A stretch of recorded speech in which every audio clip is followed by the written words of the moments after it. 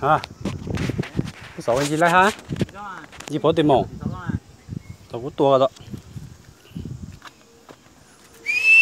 Ôi giờ chết to thì. Ôi giờ ít đồ hồi sáng tôi hắn thì tôi cởi hắn thì nữa này. Cái mà bây giờ ngày nó khó cho họ đến đây kiểu hô cởi hư hoa. Ô ô ô.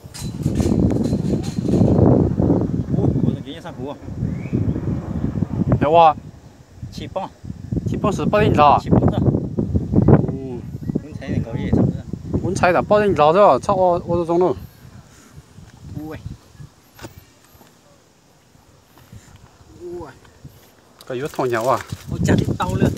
nhỏ hai cũng ba cái hai liền hai. Đi đến thọ thạch luôn rồi nữa. Luôn sợ. Tao ở bình thường là tôi lừa lắm.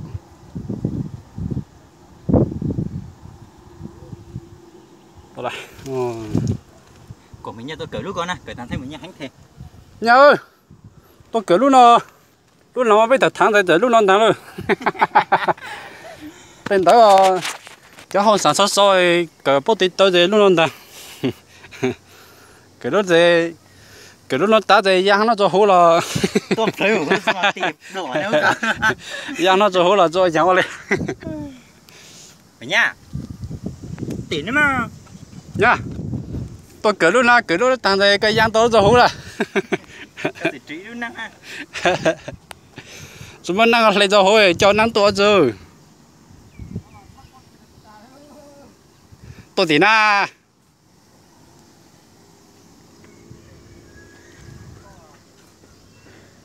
Ôi cái gió bớt thục quá ơi. Bùng này chị giang là gió thế này. Nó mới thục quá gì tên tao gió thục quá nữa. Tôi tì ơi giang là gió. Chạy lên. Gì có tôi à? Hay na. Tôi cứ trăng luôn ở đây rồi. Sao nó leng không thế ơi. Sao nó tôi chưa chú cú ra luôn. Sao chưa làm ra luôn.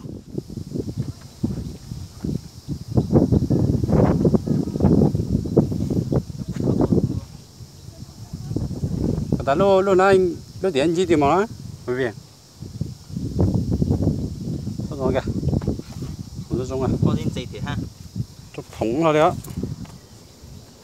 và lúc điện gì thì mà Gì cái này gì hút cả bộ rồi pin chỉ thì cái gì pin thằng thằng căng à những cái tự thì cái gì mạnh chỉ tỏ cái mấy chút có gì nó không có thể ho thay bút đó hay chỉ không có thể ha.